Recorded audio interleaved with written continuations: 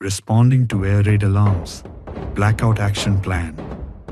When life feels peaceful, families dining, children playing, markets buzzing, it's easy to forget how fragile that peace is. At the moment an air raid siren pierces the calm, everything changes. India's safety doesn't begin at the border. It begins with you.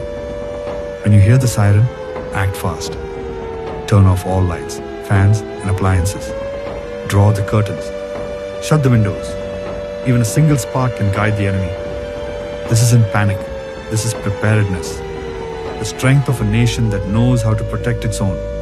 Teach your children what to do. A child pulls the curtain. A teen helps their grandparents turn off the lights. A family sits in silence, calm, composed, ready. Across the city, the spirit awakens. Volunteers check rooftops for light leaks.